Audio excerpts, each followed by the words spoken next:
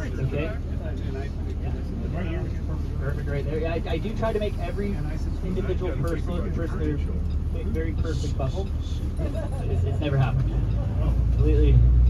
No, I get a bit of a bubble up front here, and then everybody in the back gets their bubble as well. And yeah, so we'll see. Success, something I'm working on. So again, my name's Gavin. I'll be your tour guide for the day here. A little bit about myself. I grew up in a small town called Squamish between Vancouver and Whistler, so the big ski resort north of Vancouver, 2 hours. And then I had the big city in the front yard, big ski resort in the backyard, small town in the middle. So it's nice to have that small, yeah, bit of benefits all, both worlds, all three of them. And then yeah, finished school there in Squamish, moved out, became an adult, and my brother and sister used to work at Lancy Tours. And then they said, "Do you want to drive a bus?" I said, I couldn't do that. Then I did that. And then I went back to school for joinery, woodwork, and cabinet making.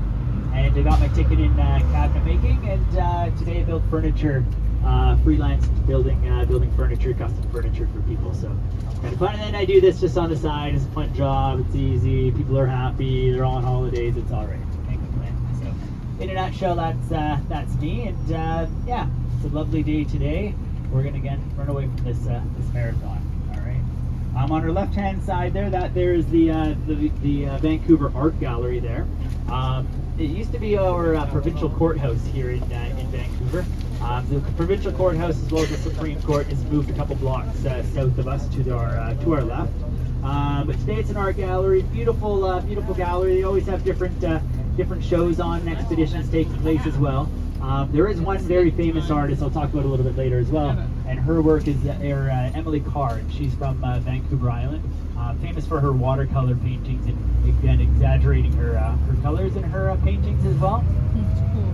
And then on our left-hand side we have the Fairmont Hotel Vancouver, and that was built by the Canadian Pacific Railway Company, and they would build hotels along different major destinations that they made their way across the city or across the country. And what they did was eventually they sold that hotel to the Hilton family, and the Hilton family actually wanted to make it more of a modern hotel.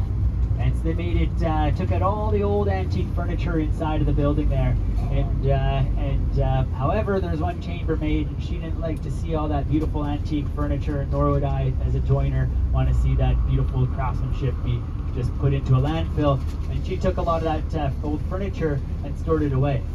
And then the Hilton family sold the hotel to the Fairmont chain, and they bought it, and they discovered all this old antique furniture, had it all refinished, reupholstered, and furnished them a number of the rooms in the hotel there. So it's quite lovely as well. And we're just passing the Shangri-La Hotel here on our left-hand side. You also have a little exhibit here on our left-hand side for the part of the Vancouver Art Gallery as well. And this road that we're on right now is basically pretty much the closest thing to a freeway that you're going to get in the city of Vancouver. And that's because the city of Vancouver, back in the 1970s, they put in a bylaw, and that bylaw was that we would have absolutely no freeways within the city of Vancouver. That's because Vancouver, we are a young city. You can kind of learn from other cities what may work for them, may not work for us. And one thing is that North America was developing. A lot of big freeway infrastructure projects were being implemented, and Vancouver kind of noticed that a lot of city centers people would work in the city center, and then they would drive out to a neighboring city and spend their hard earnings. And Vancouver is quite spread out. There's many different cities within Greater Vancouver, and so they kind of wanted to keep the money in the people spending in the city, among other reasons to keep the freeways out. Actually, Gastown, they were going to completely level Gastown to make way for a freeway as well. And again, Vancouverites didn't want to see that happen as well, and so they managed to keep the freeways out. However, as that happened, we invested in alternative means of transportation. It's quite the network of public transit and rapid transit to get people around the city. And back in the 90s, we were actually competitive, like many of the people doing the marathon today, and all the ribbons that people are maybe getting today and medals. But we were in the top 3 in North America for some of the densest traffic in all of North America, competitive with Los Angeles and New York. Things to be proud about, right? We're giving out ribbons. That in 3rd place. And coming up here on our right-hand side, we'll see the marathoners. Wonder how many kilometers my foot's gone onto the brake pedal and gas. Anybody here ever run a marathon before? No. 5K. I'll say that. Yes, 5K. 5K, yeah. Yeah, my wife's friend there, she's out there somewhere. She's all training for it. I was like, oh, you're gonna be beat after that. She's like, no, I'm still gonna go climbing tomorrow in the afternoon. I'm like, all right. He's super. Yeah, you open up the fridge, it's all organic greens and all the real good stuff. I'm like, okay. Where's the chips? All right, so yeah, we're also in the heart of downtown Vancouver as well. We kind of came out of the heart of downtown Vancouver. And what consists of downtown Vancouver is the body of water in front of us, which is English Bay. On the right-hand side, where the cruise ships came in, Canada Place there, that there is Burrard Inlet. And then on our left-hand side, we have Falls Creek. And behind us, we have Main Street. And anything west of Main Street between those 3 bodies of water is considered downtown Vancouver. And the population of downtown Vancouver is a little over 100,000 people that live within downtown Vancouver. And here on the right-hand side, beyond the runners here, this here is all the Bayshore development here. And what's interesting about Vancouver, they're always trying to keep it aesthetically pleasing as best as possible. So here's a nice little fountain there on the right-hand side. But you'll see all the tall towers here. These are all residential. There's lots of space. You got the pillars holding up the tower, and there's lots of space amongst the buildings for people to walk through, marathon through, jog through, cheer through.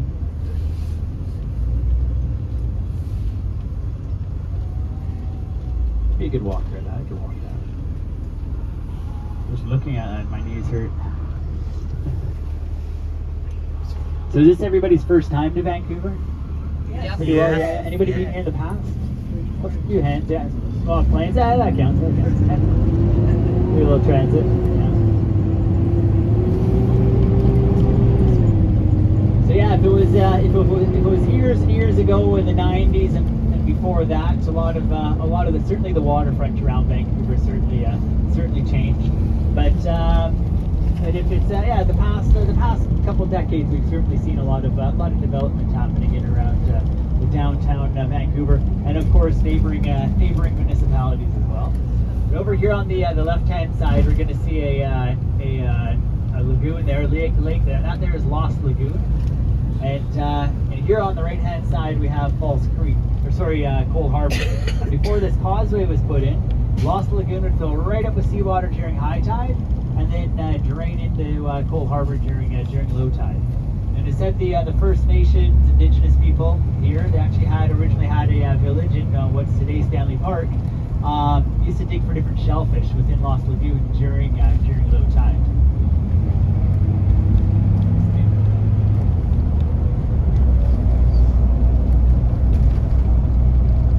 So coming up ahead of us here, we're going to be cruising through Stanley Park here. And we're going to be coming onto a bridge.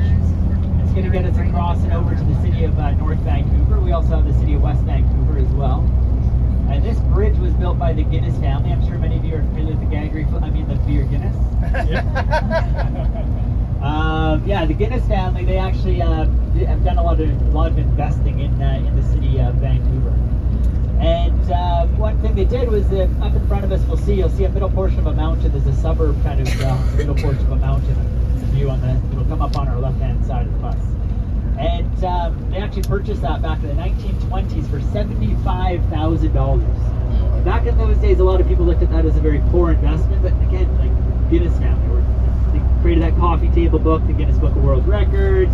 You got to renew it once a year, smart in the business world. And they have got the return on that investment. They also had others invest into it as well. But one thing that the Guinness family needed to do was they had to build a bridge.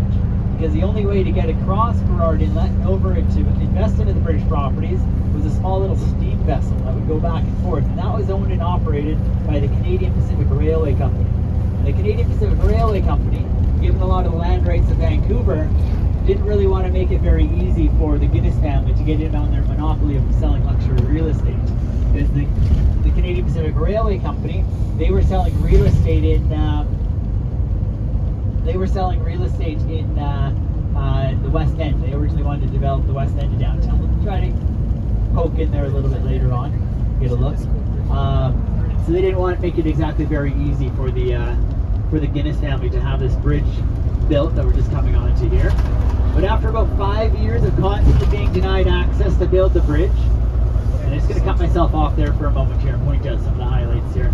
On the left-hand side, we'll have English Bay, and then you'll see the suburb coming up on the left-hand side there as well.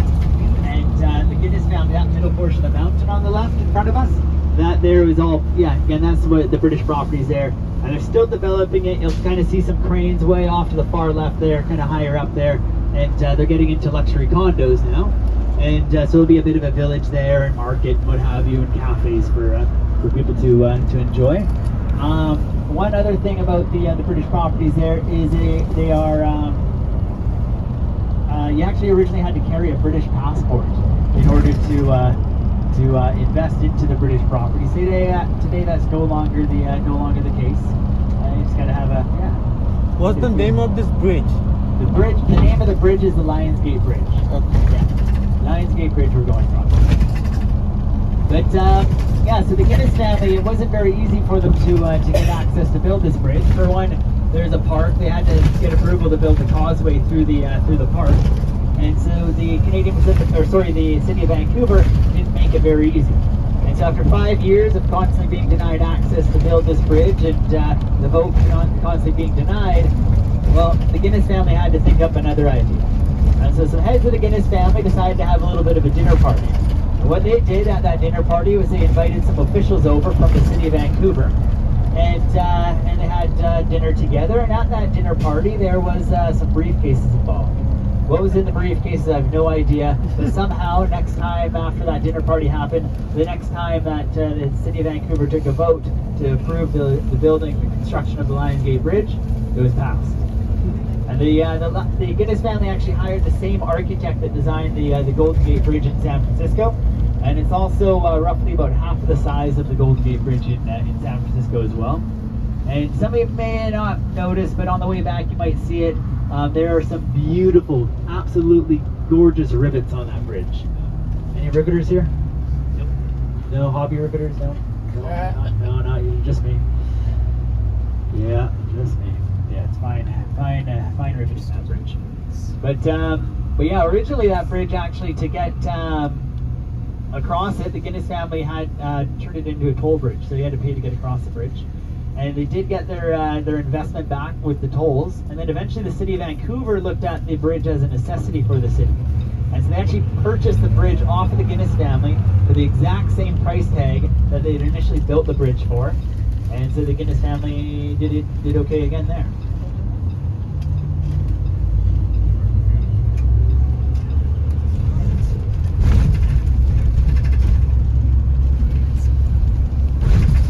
So yeah, we're in the city of North Vancouver here now, and originally North Vancouver was originally in the early days it was actually, there's a lot of First Nations, the Squamish Nation. They had villages along the waterfront, the shoreline there. But eventually, as the settlers started settling on the Vancouver side of the water there, we started falling the trees and harvesting the lumber, and then eventually made our way across the water here. And how we got the logs from the hillside here to the water's edge, where all the sawmills were located, was we'd use oxes. Big burly working oxes would drag these huge, enormous logs down the slope to the water's edge, where from there they could go into the be milled up and shipped around the world.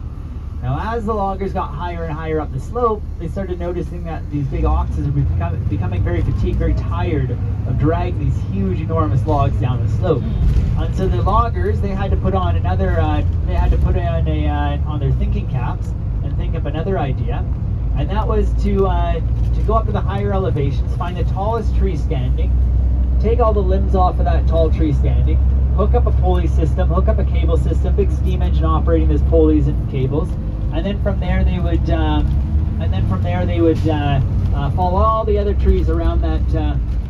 আমরা এখন Capilano suspension ব্রিজের দিকে যাচ্ছি, যেখান দিয়ে দেখতে পাচ্ছেন bridge.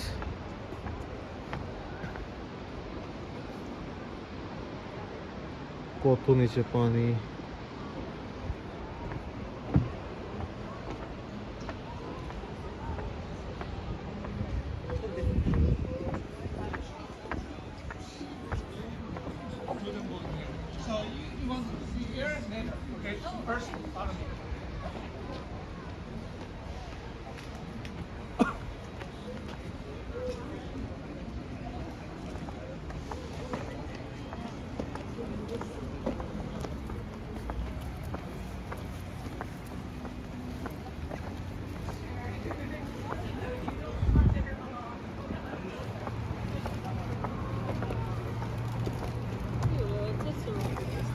So later when you come out from here, let's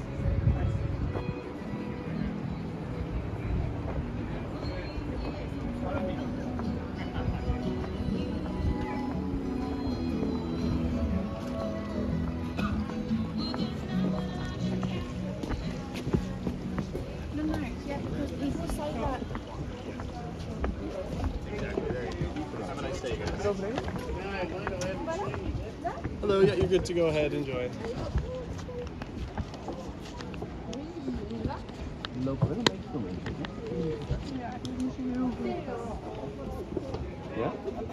een punt? Ja, gewoon als die open is. Ja, maar ja. Dat we niet kunnen. Die heen zitten.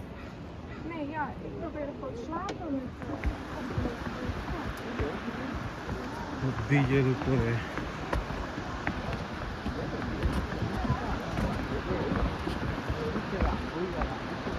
সে দুলতেছে অনেক। ব্রিজের experience.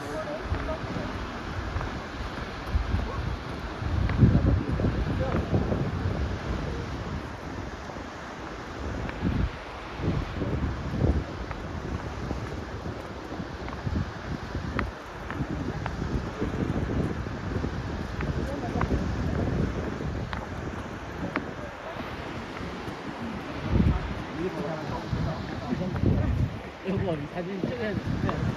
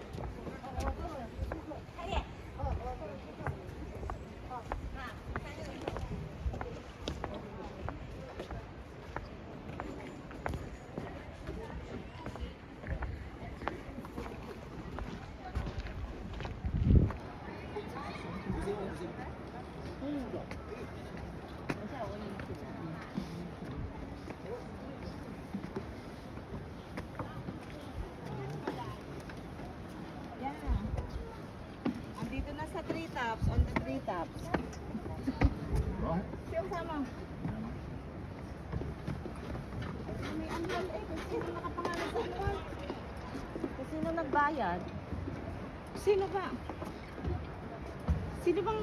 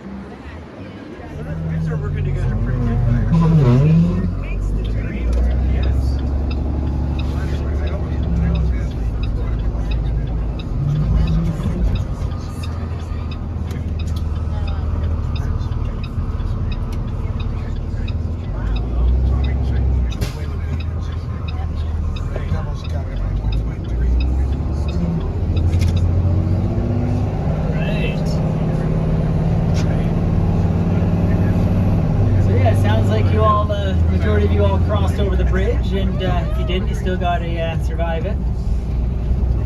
That's a pretty neat bridge, I have to say. I like the park there, and I always say that being a joiner woodworker, I appreciate the big wood that they have there. It's very West Coast, British Columbia, the big fir planks and boards and countertops and all that. It's a nice touch. And you saw some rivets there, yeah. Oh, nice. Ooh, riveting rivets. Lovely. Yeah. All right. Yeah. So we're going to cruise down the hill here, and up ahead of us here, we're going to be going underneath a bridge. Just typical bridge, part of a highway, part of a freeway. And this bridge is also part of the Trans-Canada Highway, and it goes right across the country. And we're going to go under it up ahead of us here. But the Trans-Canada Highway, the construction of the highway was originally promoted by Henry Ford. I'm sure you're all familiar with Ford vehicles. First on race day for the Ford lovers out there. I'd like to stick to that.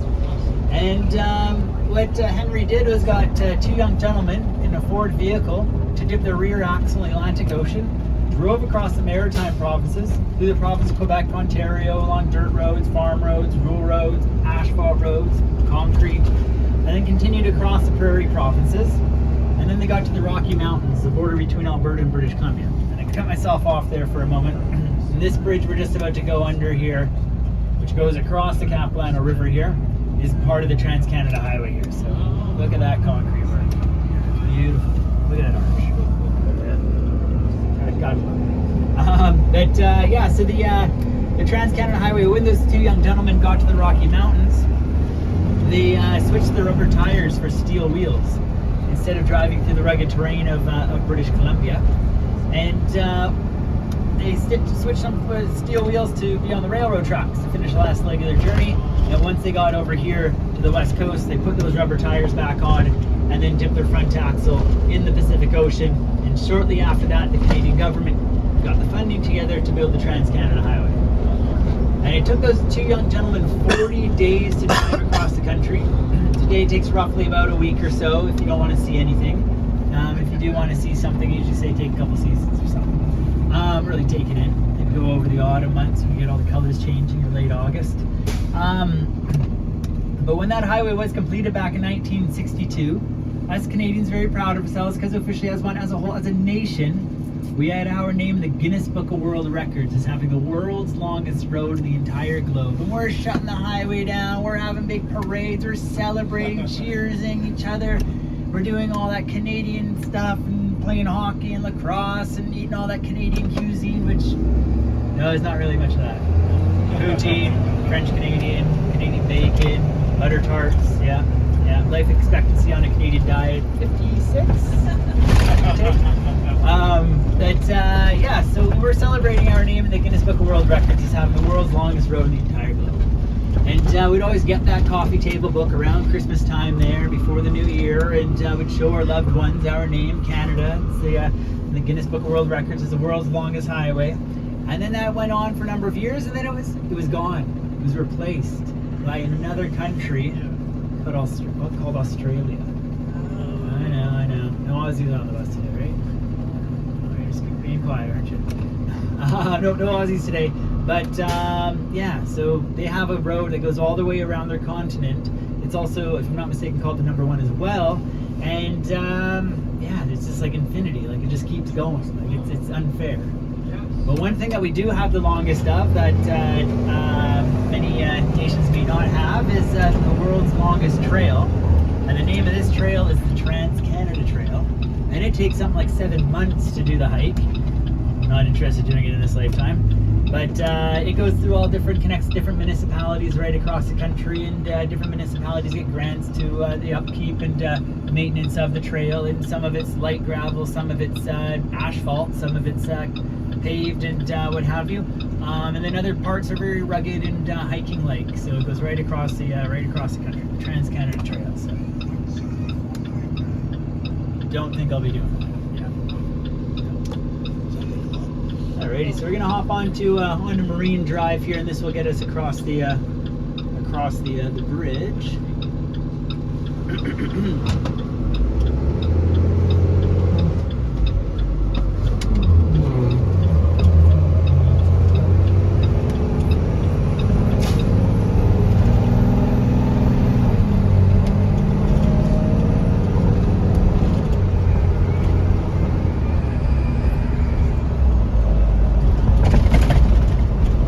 were to keep going straight here, we'd get into the city of West Vancouver, and then you'd get up. Actually, that bridge that we went across or under there, that there goes right up part of the upper levels highway, Highway 99. It goes right up to Whistler. You just keep following that. It'll go up to along the Howe Sound and up to through my hometown of Squamish between Vancouver and Whistler, and then yeah, right up to Whistler. And you can keep going north again, and you keep on connecting the highways. And you'll get right up into connect up into Alaska as well.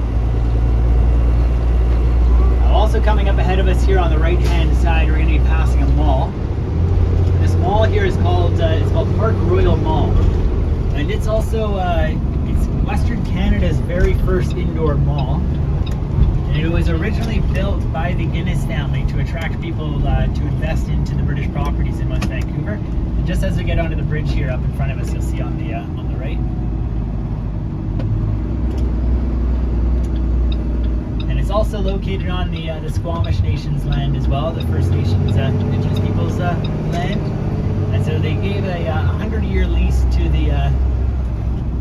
to the mall there, to the Guinness family to build the mall. But all this lower area below us on the left and right hand side of us here is all First Nations reserve land. And there again on the right there is the Park Royal Mall. And you'll also see the water there as well. That's the mouth of the Capillano River.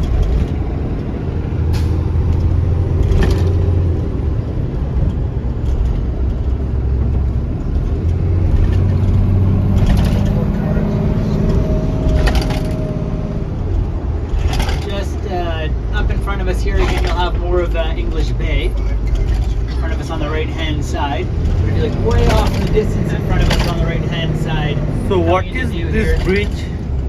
You're going to see Vancouver Island, the tall mountains on Vancouver Island there. My sister lives over there. I'll wave for my sister Amber. Hey, Amber.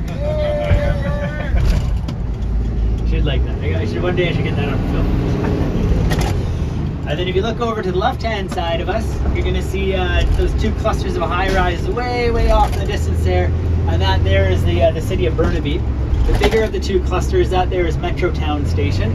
And then the smaller cluster there, that's Brentwood Town Centre. And part of the greater Vancouver plan of all the different municipalities, instead of just having a central downtown in Vancouver, they have multiple downtowns.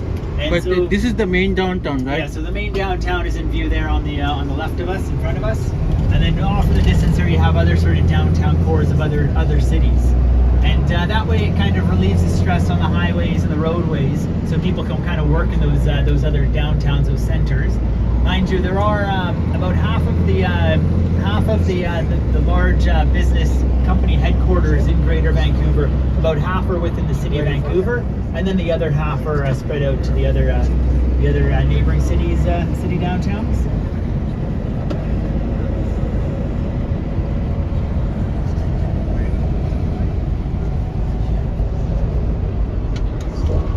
And you'll see all the light green leaves out coming into view here. These here are all big leaf maple trees. You'll see. I'll point some more out around the park here. But one of my favorite local woods to work with. Pretty textured and yeah, quite unique looking. Mind you, it does have a tendency to move on you once you've completed the project. But bear that in mind. Put in the allowances. Let the client know. Everything's happy. All right. So my nightmare of this still being barricaded is not barricaded. So we're going into the park. It's not one more nightmare. I'm not telling you what it is. So yeah, you'll see all through here how thin it is of tall trees, and that's because back in a number of years ago now, there's the hemlock moth. I know a couple of you are asking me about the tall stumps. You'll see a few tall stumps here on the right of us here, and basically the hemlock moth came around, and it's a natural sort of cycle that happens every so many years. It lays its eggs on the hemlock tree, and then the cocoons, caterpillars come around, and they start feeding off of the hemlock tree as well. And it got so out of hand that it ended up killing the hemlock trees. Different municipalities had different methods in going about attacking going about the pest problem. Some municipalities actually sprayed, but Vancouver they decided to take the natural cycle and just allow the natural cycle to happen. Ideal conditions, and the moth took over and killed a lot of the trees. The city has actually spent several $1 million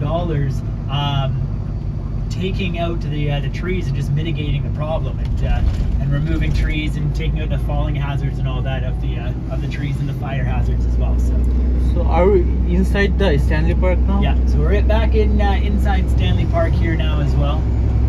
And Stanley Park is a 1,001 acre park. And I don't know where they got that extra acre from, but I don't know. Somebody tell me, like, where'd you tack it on? Where'd it come from? You'll also see here on our right hand side, the trees is fairly young growth through here. And that's because back in 2006, we had some weather come through and knocked over a lot of the trees here in Stanley Park. And again, Vancouver won't cut down any trees unless there's a chance it could fall onto a roadway and possibly injure someone. So there's a big, massive cleanup that happened.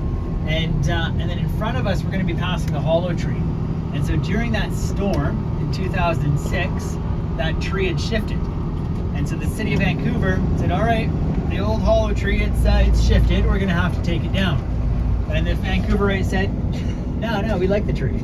It's a destination here in Stanley Park. People get their wedding photographs taken inside of this tree. People would get engagement photos. One guy backed his car into it, got a photo with his car in it. It's a big hollow tree. However, it's dead, and it did shift during this big storm. And so the city said, no, we got to take it down. And they said, no. This here is a destination here in Vancouver. I'm just going to cut myself off there and make this big turn here. Sorry, your arm's in the way of my mirror. I can't see my mirror. Thanks. All right. There we are. And so here is the hollow tree on our left-hand side. There it is there. So yeah, this is a big landmark in Stanley Park here. Again, loved ones from overseas would come and visit. You come and visit, you'd go to Stanley Park to see the hollow tree. Steel structure inside of the tree there. That there is bedded deep into the earth there, and bracing that dead tree.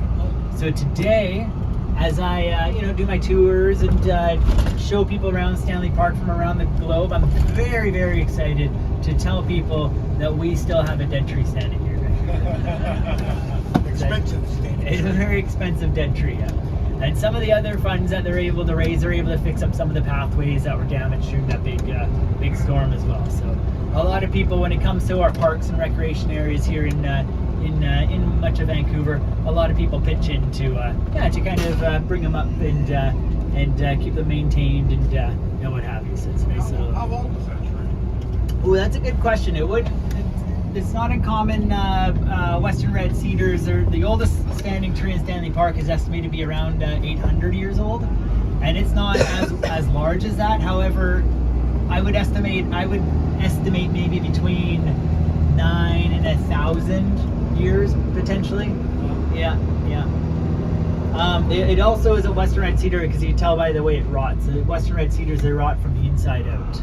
Firs usually they'll rot from the outside in, and they'll actually rot from the inside out. That's actually part of the reason why it's hollow. And you would have seen some burning marks in there. So over time, there would have been forest fires that raged through here as well. Now on our right-hand side, we have Ferguson Point. There is the most western point in Stanley Park. And during the Second World War, there was a gun base that was located there. We're a little concerned about the Japanese invasion over here. Today there's no gun base. Instead, there's a tea house. More appropriate. Yeah. Tasty tea. Tea time. So again, more of English Bay. You'll see here. Where's that name Stanley come from? It's named after Lord Stanley, Canada's very first Governor General. And I'll try and we should be able to pass a statue of Lord Stanley here in the park. A little ways in front of us here. But yeah, Stanley Park's named after Lord Stanley. Also, the Stanley Cup you're all familiar with. Ice hockey, named after the same gentleman. Stanley Tools, some of you may have heard of. Not the same guy. Same last name, not same guy. But yeah, so the Stanley Cup is the oldest professional sports trophy in North America. That's still still around today. You still see some of the runners here on the right of us here. Sagwares, we're the dogs. there's a 10-kilometer seawall that goes all the way around Stanley Park. Actually, the full marathon goes around that section. The half marathon is going along the road that we're on right now. Yeah.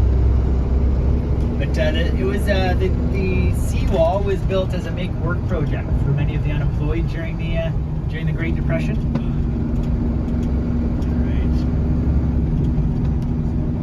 We're just coming up to Second Beach here as well. There's first, second, and third beaches here in Vancouver. You can count as well. I saw there was a pool. You can use that pool, like Yeah, so that's a public outdoor swimming pool. And it is salt water as well. Some of you may have had that little sort of, at-home science project or a little, self-science project. Swimming in a freshwater lake, you're a lot more dense. And in salt water, you're a lot more buoyant in the ocean. So they actually use salt water as well in that pool. But you still get that icky, salty feeling drying on your skin, which I hate.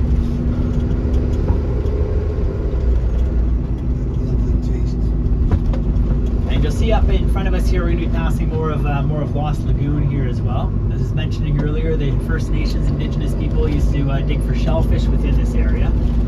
Not long ago, the Canadian Coast Guard actually photographed all of British Columbia's coast during low tide. And what they've discovered is clam gardens. So the First Nations Indigenous people here in the coast used to, during low tide, they'd place rocks, and then sediment would settle in that area there between the shoreline and the rocks. And it would be ideal conditions for clams to grow. And so there'd be clam gardens that they'd have. And so there's all different First Nations territories and tribes all throughout coastal British Columbia here. And often they have their particular reserve land, but they also have their territories as well. And so this actually helps with them mitigating when it comes to harvesting resources, what have you, on the territories. They're able to identify different areas as part of their territory. And so when resource companies come in, mining companies, forestry companies come onto territories, they actually have to submit to that nation, to that tribe, that they're coming into that region to harvest forests and what have you. And then the nation, the First Nation, the tribe, they have X number of weeks to respond, and they'll actually send a team into that area. And for example, if it's culturally modified trees that show signs of indigenous people removing pieces of bark off the tree and what have you, and other sort of sources off the trees, not to fall that tree, not to remove that tree, leave that tree, keep that tree standing. It's significant to our culture, and then the other trees around it can be fallen. So, which is quite neat. So it's nice that the indigenous people are also at the table when it comes to the resource companies and harvesting. Sorry, your arm's in the way of my mirror. That's appropriate. Thanks. Yeah. All right. So yeah, again, there's more of Lost Lagoon there. No shellfish anymore. Oh, so this is not part of the English Bay. This is just a lagoon. That's not part of English Bay. No. Sorry, that scooter just went wild.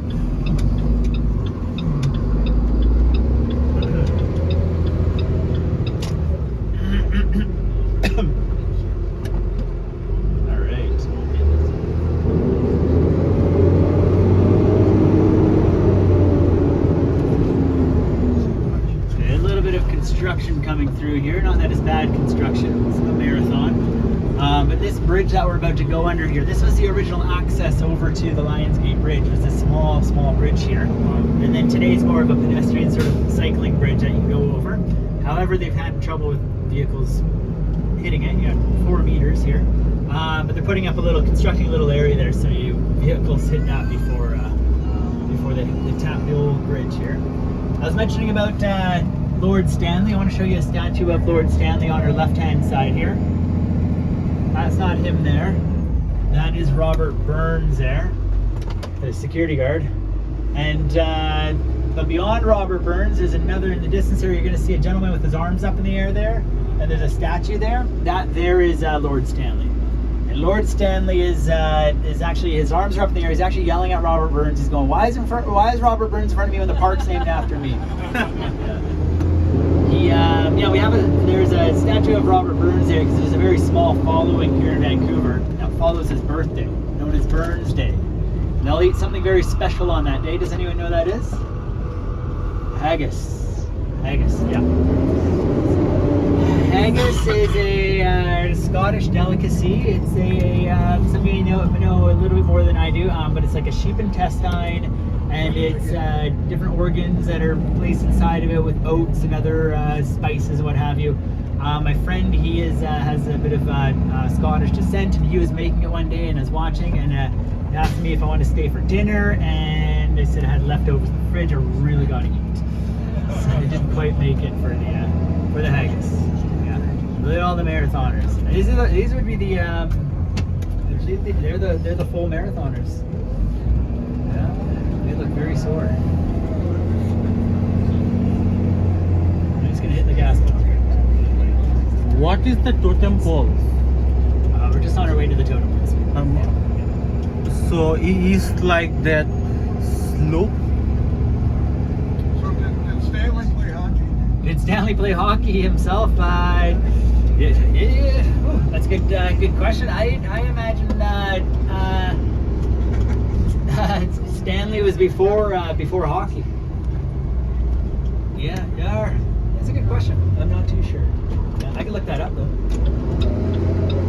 And coming up here on our right-hand side, we're going to see the Royal Vancouver Yacht Club coming up here on our right. You look really carefully here, coming up here. You look carefully, squint your eyes, close your left eye, usually it's easier. And if you close the other eye, well, that's exactly it. You won't see my yacht. One day I'll be there. Just keep driving the bus. But I do have two canoes. That's how I show my wealth. That's right. Yeah. My father built a motorboat. 5 years, built a wooden motorboat. Doesn't get used. They say the best day of owning a boat is the day you buy it. The second best day is. That's right. Yeah. Common knowledge. Yeah, so a lot of people in southwestern British Columbia here, so many waterways around Greater Vancouver. They see the marina, go down on a Sunday, walk around the marina, see all these beautiful boats tied up. They go, honey, I want to get myself into boating. And kind of, you sure this is a good idea? Finally, they start doing all the research, jumping all the hoops, and they bite the bullet, and they bring out another 1,000. That enjoyable day is one of few. It's the first day. Yeah, exactly. Oops, sorry. That's a speed bump. So just coming up here, we're going to be coming up to the totem poles here now. And we're going to be able to take a little moment to check out the poles. Is it the Canada Place on the right? Yeah, you'll see Canada Place here as well. Where we're parked, you can walk across a crosswalk and get a photograph of the Vancouver skyline there, or Canada Place. So Canada Place there, those sails that you see there, there's 10 of them. Each one represents one of the 10 provinces in Canada. It was originally built for Expo 86 World Fair. And then in front of us we have the totem poles themselves. Many of the poles are actual replicas of the originals from Haida Gwaii in front of us. And then some of the more modern sort of pieces are actually Squamish local artists as well as other indigenous artists.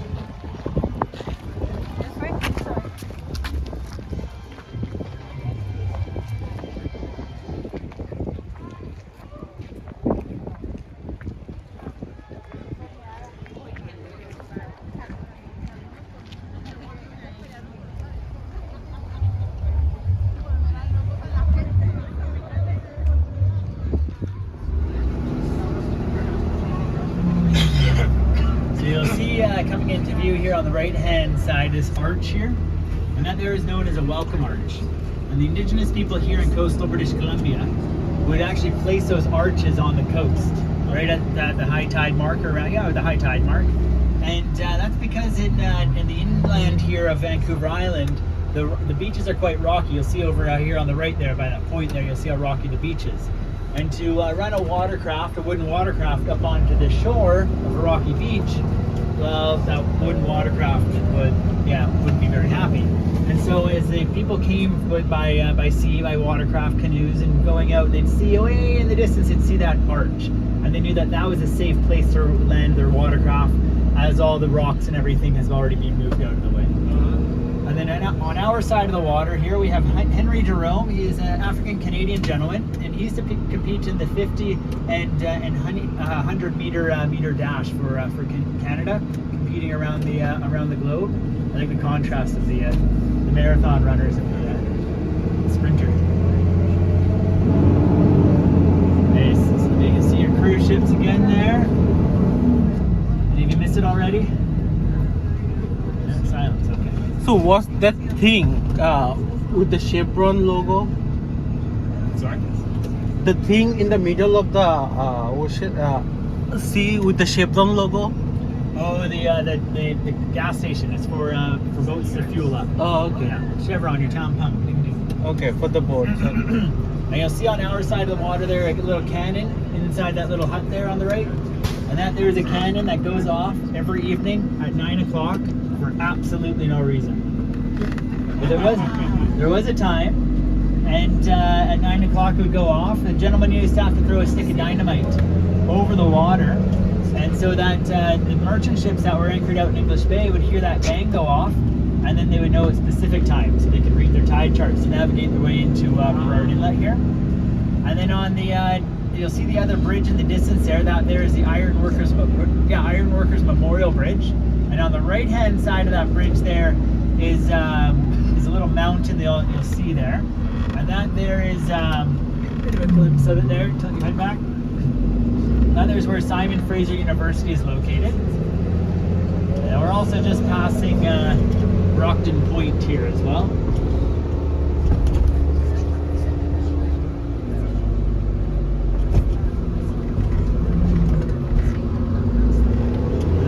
Some of the Port of Vancouver here as well. You'll see all the yellow piles there. That there is sulfur, as well as the blue buildings there. There's potash used for fertilizer. And then the Port of Vancouver, it's quite spread out. You have it south of us too, in the city of Delta, not even all the way up to Squamish. You have the Port of Vancouver, and the Port of Vancouver is the largest port on the west coast of North and South America. It's considered the largest because it exports more tonnage than any other port. Port of Los Angeles, it'll import a lot more. Vancouver here will export a lot more. And then just above those yellow piles there, that there is that there is Grouse Mountain, one of our local ski hills.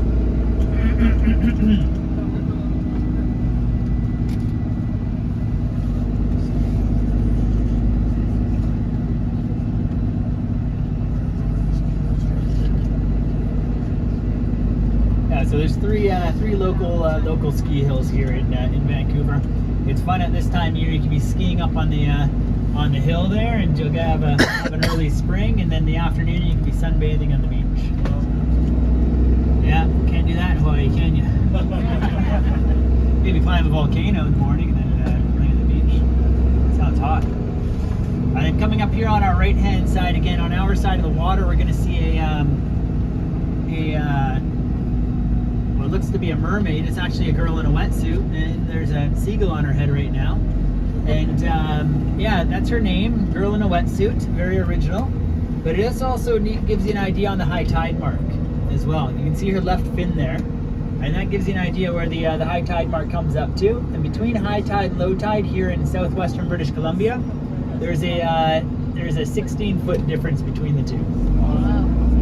And then we have the Empress of Japan, the bow here, a replica of the Empress of Japan. And that was a steam vessel that went from downtown downtown Vancouver, all the way over to Japan for 31 years. Wow. The exact number of people on the bus right now. 32 including me. But bridge there. And then up here on our left-hand side, we're going to see a gentle slope here. And all of Stanley Park was originally logged years and years ago. But instead of sending tree planters in the early days, what they did was they used to leave a few tall trees standing. They leave a few those tall trees standing, and those tall trees standing would reseed the forest.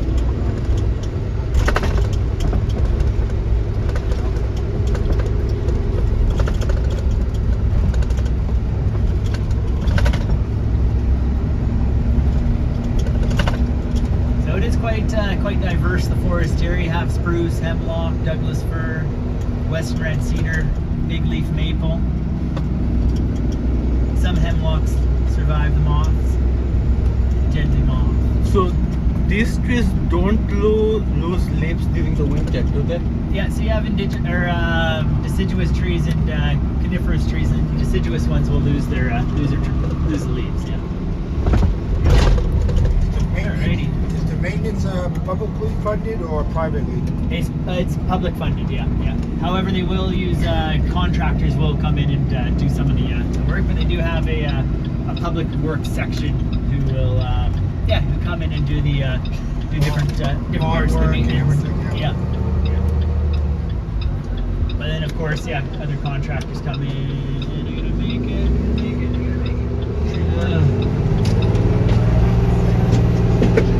Back up. No. Alrighty, it's coming on to. I don't think it's gonna go anywhere. No, I will let the stroller. Yeah, the stroller's fine. Yeah. Stroller down. Yeah, stroller down. These carry-on luggage. Beautiful size. You'll also see these small maple trees here on our right-hand side are just passing. It's really light green, beautiful color. Those there are vine maples. And British Columbia here, we have the largest of the maple trees in Canada, as well as the smallest of maple trees. So the vine maple is the smallest, of course. The big leaf is the largest. And worst part about them, neither of them produce maple syrup. Yeah. Don't get me started.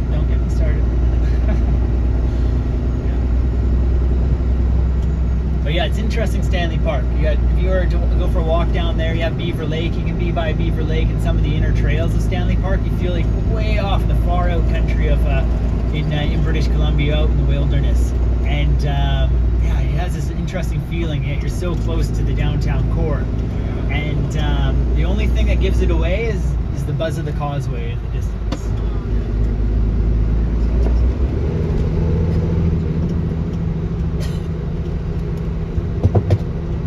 Have a sort of natural amphitheater over to the left of us here as well. They have different concerts that will be here during the summer months. Nice little area. Or mounted. The city of Vancouver has its own police force, but its mounted unit is located over here on the left of us, or right of us, sorry. And then we got a little bit of a sort of a small little garden here, a little bit of a botanical garden here. I'm passing here, rose garden here on the left of us here. Not quite the rose season yet. Okay, waving at the big bus. I'm a bus driver when I was your age too. I wanted to be a bus driver. Look at me today. Yeah, this is beautiful. All right, y'all got to come back here in a month. All right, this is where all the roses are. What's the name of this place? It's all still Stanley Park. Okay. You'll see this here on our left-hand side here. A couple stumps there that look a bit awkward here on our left. Those there are known as, originally there was an actual stump there that was cut down during the logging days, and a little seedling, when it came up through the air there, landed on that stump, sent its roots into the stump, started getting its nutrients out of the stump, and eventually the tree grew and the whole stump rotted away from it as well. In that case there, those would have been hemlock trees, and the old moth took the tree out. So powerful, those moths.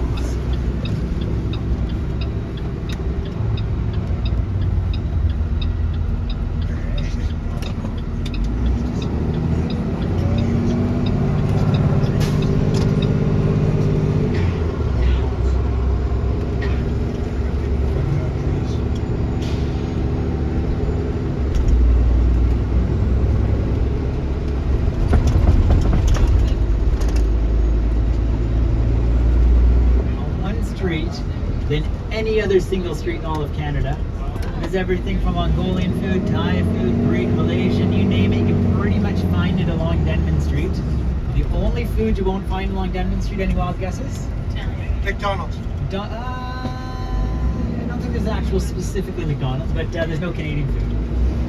As I was mentioning earlier, not a whole lot of Canadian food, poutine, you know, French Canadian, butter tarts, yeah.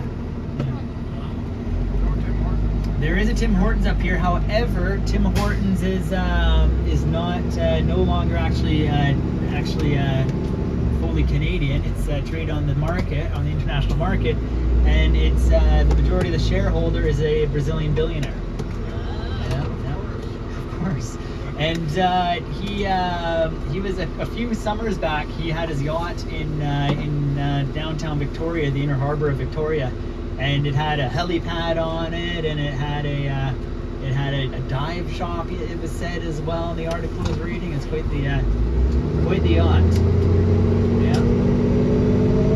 I mean, there's still good affordable sandwiches, so. Yeah, it's a neat street. Older kind of roadway. These are older sort of commercial spaces here on the right of us here. You'll see later on more modern sort of commercial spaces. You'll see more of a recessed sidewalk, a recessed storefront, I should say. And yeah, so allowing more room for motorists and cyclists and dog walkers and segwayers. Hey, yeah, yes, sure.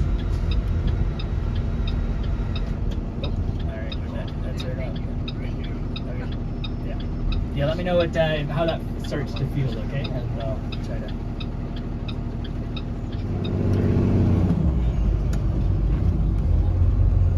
And we're just about to pass through, yeah, basically the heart of downtown Vancouver. We're going to cross over Burrard Street, and I'm hoping in a perfect world we're going to make a right onto Granville Street. And there's going to be absolutely no vehicles on the road like a car commercial. Just like the car commercials. I love car commercials. Car commercials are great. Whoa, like super fast, 0 to 110 in 4.8 seconds. There's no cars, bro. Like, where's the traffic?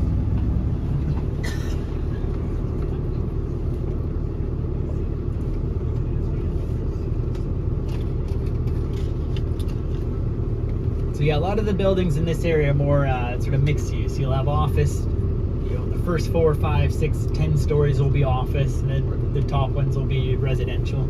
So you get a lot of that sort of mixed use of structures in Vancouver.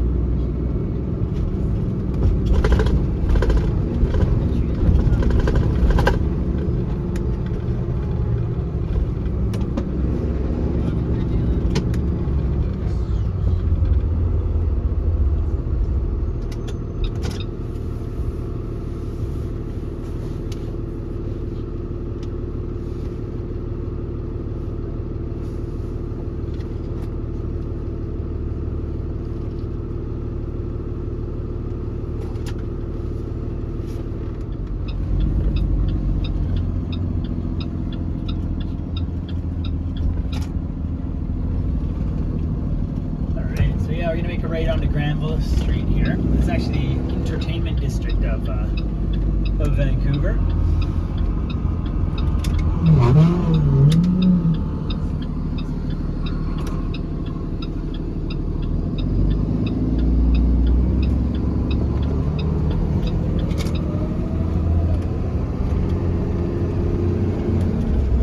Yeah, so this is where some of the old classic sort of entertainment theaters are located here. A lot of the big, they're not enormous artists, but some of the bigger bands will come and play along Granville Street at the Orpheum and a few of the other Vogue theaters as well.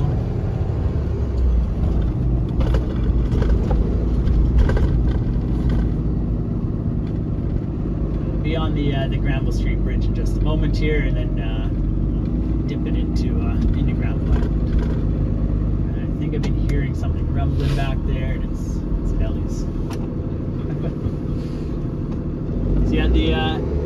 Island, there's the public market, and there's lots of yeah. You can go and wander through the public market. And there's also yeah, different sort of smaller like a food court that's there. So if you want something, yeah, you can grab a bite to eat there. And there are also sit-down restaurants as well.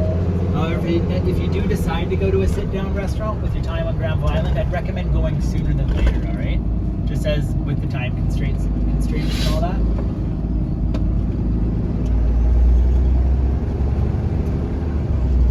So this bridge here was actually originally built as being part of our freeway network that was supposed to happen in Vancouver. And so it was actually 8 lanes going here in the middle of a city, and it was a bit excessive. And not long ago, they actually started putting in this little greenway here. There's gonna be a bit of a the bike path there and some benches and what have you. You'll see up in front of us here. You'll also see this big building coming up here on our right-hand side. This is the Vancouver House. A little bit top-heavy, as you can see there. And underneath the bridge here, there's actually a $3 million chandelier.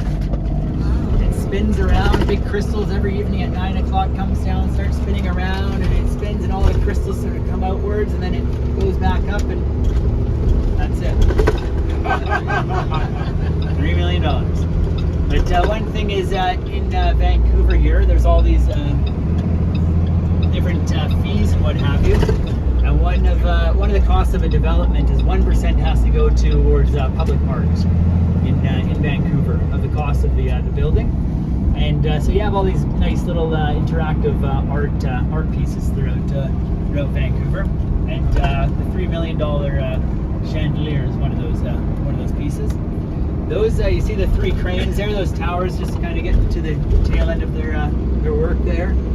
That there is all on the Squamish Nation's land, and that's a big, huge, massive development. That's all going to be residential, those towers there. And it's actually not part of the city of Vancouver. It's actually its own. It's First Nations. It's all preserve land there. And so there's going to be a huge influx of people moving into the area there. And they actually didn't really have much of a master plan of what they were going to do with the area. And so they had to kind of decide what to do for getting people to and from the area. And TransLink, or Transit Authority, they will pre-purchase blocks of land throughout Greater Vancouver, and while it's a little bit more affordable, because prices somehow they always keep going up, and so they actually pre-purchase land, and there's actually areas there that they pre-purchase the land right-of-ways, and then they allow the construction of buildings and developers develop, but they always have a right-of-way, so that in the future they have, as the population increases, they can put in some light rail there to get people to the other parts of the rapid transit. And so when all those 3 towers were eventually moving forward, the city didn't really actually publicly release their plan for how, this area here that's actually not part of the city of Vancouver, how are people going to get around, or everybody going to be driving, what's going to happen here. And then they already had this right-of-way to the Olympic Village for light rail, and that light rail is actually going to extend over to those towers there, and then that's going to help mitigate some of the traffic in the city. Nope, silence. Okay. Yes. Yeah. A lot of money. Yeah, with little Saturday disposable income, Sunday disposable income. It's a happening place. I do enjoy it here. Friends come to visit. I say go spend an afternoon at Granville Island. And this building coming up here on the left and right hand sides of us here, this here is actually where Emily Carr Art Institute originally started. So as mentioned again at the very beginning of the tour, Emily Carr, a famous watercolor painter, used to exaggerate the landscape colors with watercolors, and she was also quite. She also used to go up to Haida Gwaii, north of Vancouver Island, and live with the Haida people up there and paint the people in their traditional settings, again exaggerating the colors and what have you. And she's also quite strong in the early days of the feminist movement here in British Columbia. And when she passed, we named a couple institutions after Emily Carr. There's Emily Carr Elementary School in central Vancouver, and then there's Emily Carr Art Institute that was located here. My mother, she studied art for 5 years here at Emily Carr on Granville Island here, and never made it as an artist, so went back to her day job as a nurse and had 3 kids. Wow. That's number 3. And but she still is a great artist. She still has her studio upstairs in the loft there. She's tearing things apart and stitching upholstery pieces onto fabric, other things. The list goes on. It's incredible what she's doing. One actually a little while back that she's playing around with, I like to mention, is in Squamish, the whole region of Squamish, there's lots of rivers. The salmon come up the rivers to spawn, and in the autumn. And then at this time of year, all the remains, they're all around. You can see all the fish bones around. And she was collecting these salmon jaw bones, and she'd take those beautiful, big, scary jaw bones and the teeth, and she would electroplate them with copper. And then she'd make pieces of like jewelry out of them and what have you. It's quite, it's quite neat. And I remember she's giving them to me. I was like, oh, cool, Mom. And then she had a whole bunch. She's like, oh, give them to your friends. And I was like, okay, sure. And I gave them to my friends. And they're all floored by it. I was like, oh, okay. Of course, you know, when you're born into something incredible, it's it's difficult to really appreciate how great it is. But again, it happens.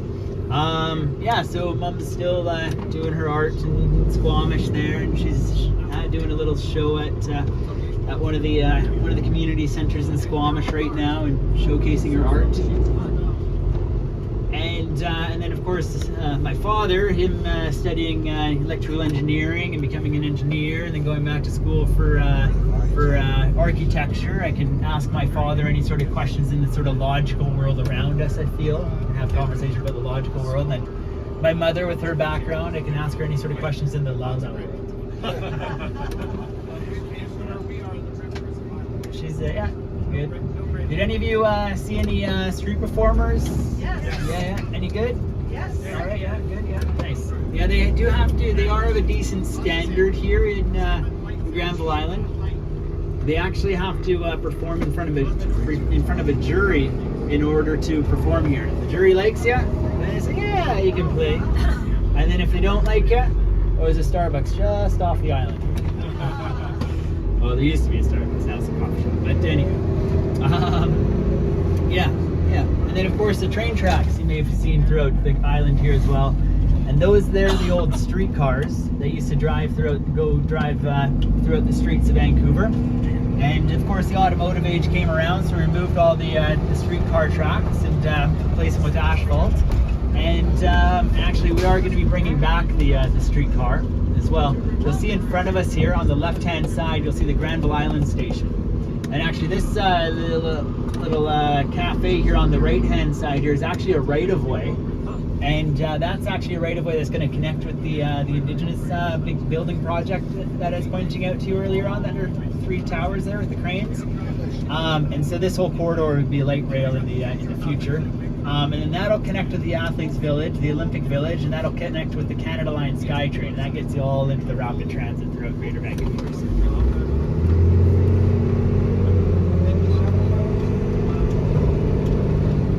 There's the Granville Island Station. They actually did a pilot project here. There's a push for the light rail to get put in here, and so they put it in for the Olympics. Had lots and lots of use during the Olympics, lots of ridership, and then after the game it was like crickets. And the big reason was because they just don't have the population in the neighborhood to support a rapid transit system like that quite yet. And so once those other big towers get put in there, then that population is there to use. However, us not having streetcars in Vancouver, they did lift the rails and put them up into the sky, and you'll see the power lines throughout Vancouver here, and those are the trolley buses. And Vancouver has the largest network of trolley buses in all of North America.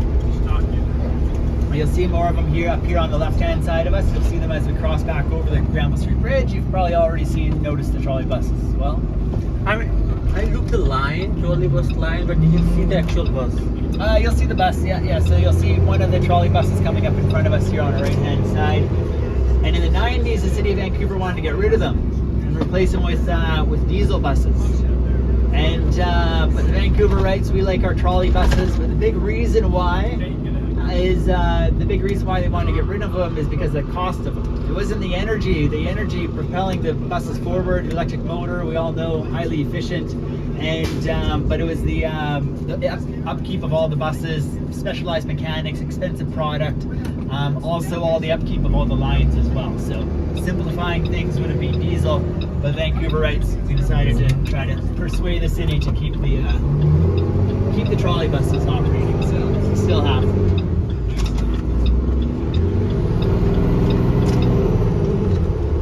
And you'll see one here. I'll try and pass here on the right-hand side. There he is there. And if they pop off the lines or there's construction, they have to come off the lines. They do have a little bit of a battery bank that can get them from point A to point B a little ways. So nice, quite efficient. Let you know exactly when the bus is coming. It's all connected with Google Maps as well. You'll go into Google Maps. It'll tell you, show you all your transit route, tell you exactly what time the bus is coming to the minute. It's GPS pinged, so it knows it's any delays that are happening. And then on the left-hand side, you'll see the Burrard Bridge there. And that bridge there is actually was the very first bridge that was built over False Creek. There were others that were built further over to the right there, but this was the first big one to be built, big proper one that wasn't for industrial purposes. And that was to get into Capillano over on the other side. And for as Vancouver developed and started to spread out, they needed more of a sort of a suburb area to kind of spread out into. So Capillano is another nice neighborhood to wander around, and 4th Ave and Kitts Beach and what have you. Beautiful homes you can walk around. There's more of the Vancouver House on the left. Now we're just going to be coming into Yaletown in a moment here. But again, you can see some of these newer buildings here on the right-hand side, built in around early 2000s.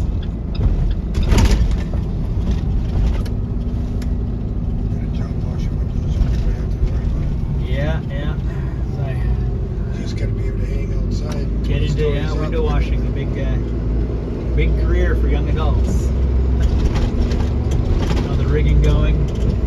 With all the mountains in front of us, climbing's a big culture here as well. And a lot of the climbers also double as window washers. A bit of a premium in doing that with the safety of it. Alright, just hopping onto Davie Street here, and this will bring us into Yaletown. And Yaletown was actually originally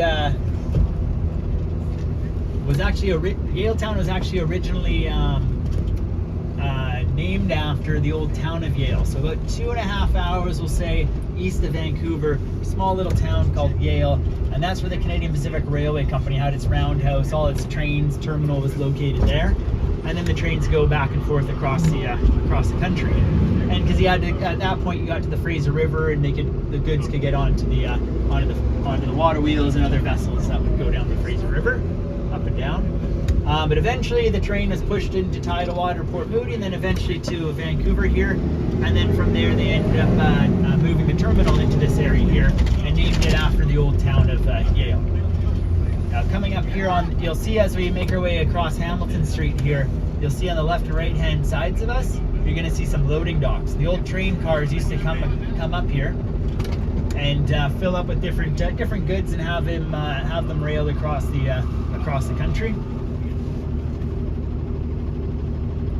And today, obviously, no trains are coming and going out of here. Nice little patios and Kappa Lounge that shares the same, not the wood shop necessarily, but the gymnasium and different spaces outside as well.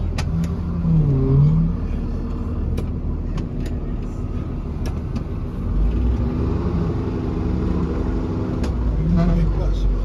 That is a big bus, yeah. What else to call it?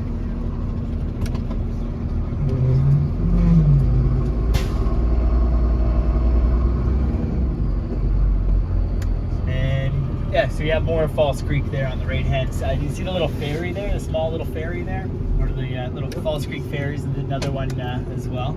And yeah, they just kind of go back and forth across for commuters or day trippers or visitors. And here on the left hand side, you see these patios here.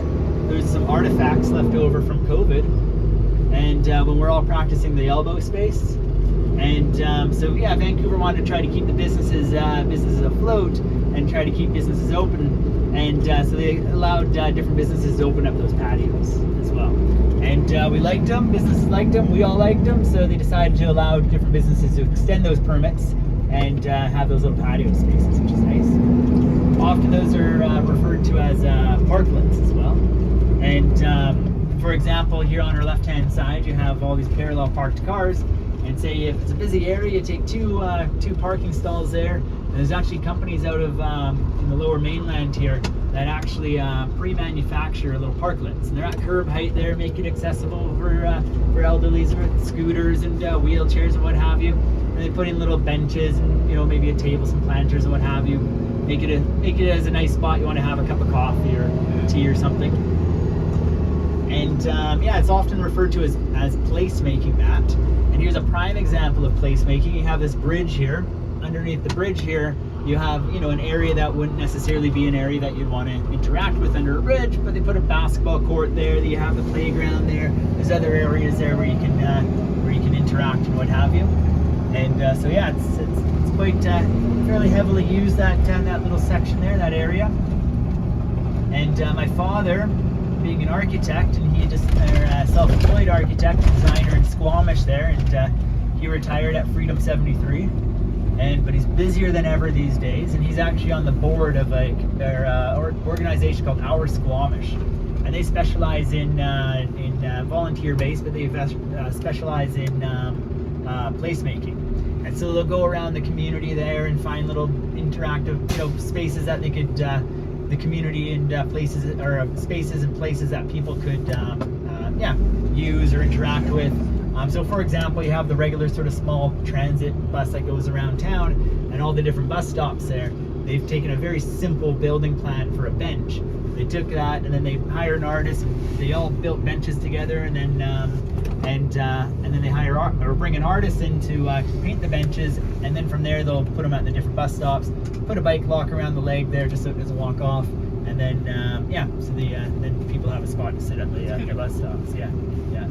And there's also companies out of the Netherlands that'll actually go around to different cities around the world in North America and consult with cities as different cities have 10, 20, 30-year plans, and if they plan to increase the population in different areas, of course we have the need for the classic traditional park, but it's also looking at other areas for people to sit and interact with and what have you, and flow through. And so they'll go and look at different sections of a city and give them suggestions on what they can do. And we're just about to come on to oh, sorry, I need my mirror. Thanks.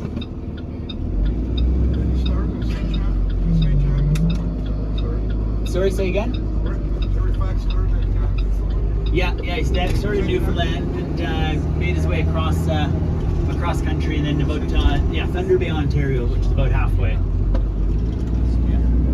And here on the right-hand side, we have BC Place Stadium. Opening, closing ceremonies for the games are hosted here. Our football team, the Canadian Football League, it's the BC Lions, they play here. Or the MLA Soccer League is the Vancouver Whitecaps there, they play in there. And then we have the other stadium here on the left-hand side, Rogers Arena, and that there is where our hockey team, the Vancouver Canucks, they play there.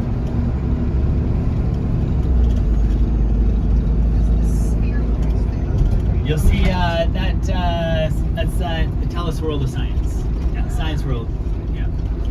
And both stadiums there, they'll both have host concerts. And actually, just not long ago, there Taylor Swift came to perform for her affordable concert series. $800 for nosebleed. But yeah, so that was if I'm not mistaken, it was 3 nights she performed, all sold out. Wow. And this is all below here is all the Expo 86 World Fair grounds, and as well as TELUS World of Science was built for Expo 86 World Fair as well. And the SkyTrain tracks that we're just going over there now as well on the right, that there's the Expo Line SkyTrain. That was, again, built for the fair. And the theme of the fair was transportation. And they actually had a gondola going from one end of the fairground to the other end of the fairground as showcasing a means of transportation. As well as, the Expo Line, it was built for the fair, and it's heavily used as well. It went out to the New Westminster, and then eventually is want to cross the Fraser River and over to the city of Surrey.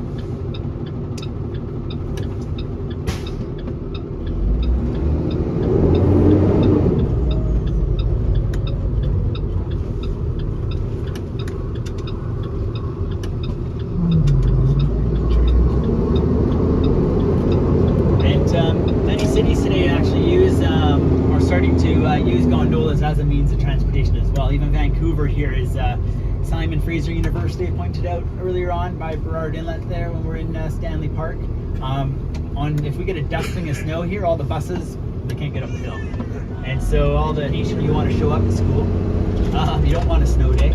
And so they're actually putting a gondola that's going to go from one of the SkyTrain terminals up the hill there for students to get to and from school. Yeah, yeah, it's interesting. In Colombia, in Medellin, as well as Bogota, they both have gondolas, a whole network of like ski gondolas, as getting people around. I felt it quite odd being on them without all my ski gear. So this is the Chinatown, right? Yeah, so we've come into Chinatown here now. Vancouver's Chinatown is the second largest Chinatown in all of North America. Does anyone know where the largest is? Chicago? San Francisco. Yeah, I heard somebody say it under the breath. San Francisco. Yeah, Vancouver's is the second largest. Part of the reason why ours is so large is because during the construction of the Continental Railroad, the Canadian government persuaded a lot of Chinese laborers to come across the Pacific to labor on the railroad, and eventually they worked hard to settle here in Canada. And at first, as the people got more and more rights, they had any sort of business they wanted to conduct had to be done within a designated zone, like Chinatown here. And this monument here on our right-hand side is dedicated to the Chinese World War I war veterans, as well as the railroad workers.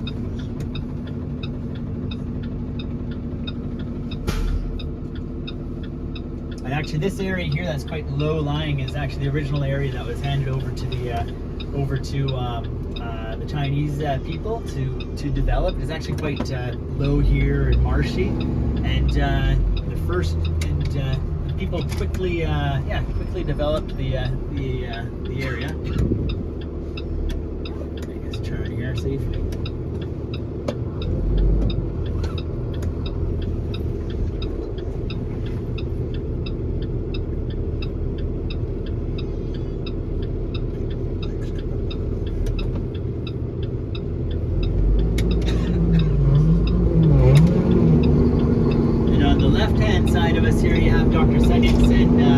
Park there on the left, little classical Chinese garden as well. You can go in if you had time to wander around a bit of Chinatown. You can go and check out the garden there as well. What's interesting about the architecture of Chinatown as well is actually it originated in the style actually originated in San Francisco, and after the great earthquake in San Francisco that completely leveled the city there. What happened was the Chinese people knew that the land that they sat on was quite valuable. So they knew if they were to redevelop, they should make it as attractive, a desirable place where people would want to come and interact. And so what they did was they hired architects and designers and had them help out and design a sort of a style of architecture for them to build, and that basically attracted a lot of people into the area. And then that template is being used at other Chinatowns throughout North America. And coming up here on our left-hand side here, you're going to see this building here, Jack Chow Insurance. And according to the Guinness Book of World Records, world's narrowest commercial building here on the left. You can see the back wall there. There's a mirror. And you'll also see all the neon lights there as well. And the cyclist in front of me is really upset. Going too slow for him. But that's understandable. We just made our way through the Millennium Gate there. It kind of welcomes one to Chinatown as well. But yeah, those neon lights. Vancouver was the neon light capital of the globe in the 60s and 70s. Here, we would export lights all over the globe, and so eventually the neon lights started to become phased out, and people were more interested in the were more interested in the sort of backlit signage, and so a lot of the old neon signs were being destroyed and landfilled, and some folks in Vancouver were like going, whoa, these are like heritage signs, you know, let's keep these. This is sort of like some of Vancouver's early culture. And so we have actually old heritage signs, neon heritage signs throughout Vancouver that they're not even working necessarily, but they've been protected, so you can't tear them down. And sometimes you have another sign over top of it. There's one that's a big old heritage sign, and then you have Toys R Us over it. But, it's kind of fun to see. Yeah, it's always neat. I like seeing the sort of between the lines of cities. Politics at its best. Yeah. And yeah, we're just passing through another neighborhood. It's not exactly in the brochure, which is the downtown east side. I'm sure many of you may have heard of the downtown east side in Vancouver. It's basically the epicenter of a lot of the health crisis, the homeless situation, the addiction troubles, the fentanyl crisis, and the list goes on of crisis. And particularly in the downtown east side, it's really hard hit. And for all that, I don't think there's any sort of right answer to the crisis and mental health and addiction and homelessness. Again, it's a very complex thing on civilization. And so yeah, we are going into Gastown here. It's not blocked off yet. Nobody's hollering at me, get out of here. So this is Gastown here. Gastown is named after an old entrepreneur known as Gassy Jack. His original name is John Dayton, and he story goes he found a barrel of whiskey on the banks of the Fraser River, put that barrel of whiskey in his canoe, paddled his canoe all the way down the Fraser River, around Point Grey, where the University of British Columbia is located, and then came up on Water Street, where we are right now. And back in those days, the folks that were here were a lot of mill workers, a lot of loggers, and with a bit of money and nothing to spend it on. And so we approached a few of those mill workers and loggers and said, "I'll tell you what, if you can build me a saloon, I'll give you as much whiskey as you want to drink." So 24 hours later, a saloon was built and a lot of intoxicated Vancouverites. Wow. Yeah. Some people like to say Vancouver's founded on a barrel of whiskey. I'll go a day or two before Gassy Jack arrived, and it's the history books say more founded on the forestry as well as the fishing, commercial fishing industry. On our right-hand side, I can't actually stop here, but I can go really, really slow. We have the Gastown steam-powered clock coming up here on the right. This here was the world's only steam-powered clock in the entire globe, and then Japan built one. And it actually no longer is powered by steam. I guess technically it is. You'll see a little steam engine that produces electricity that keeps the clock running on time in the bottom there. And then around the top you'll see the dogwood flower, and that there is the flower of British Columbia.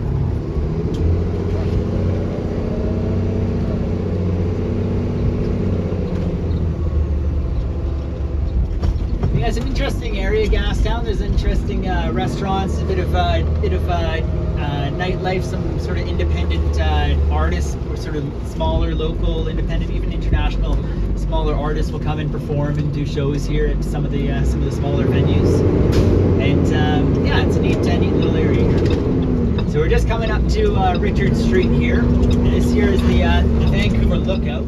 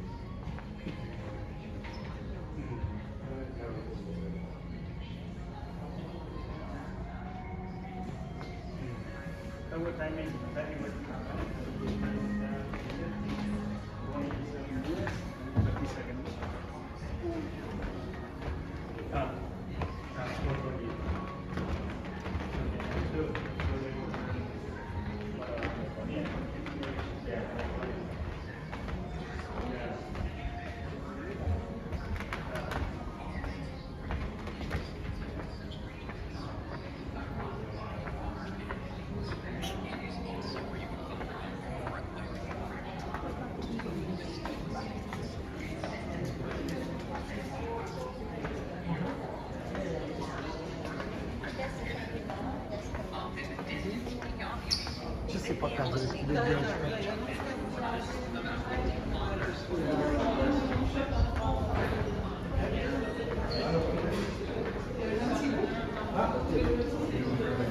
The Vancouver lookout. Okay guys, তাহলে আজকে এই পর্যন্তই। ভালো থাকবেন।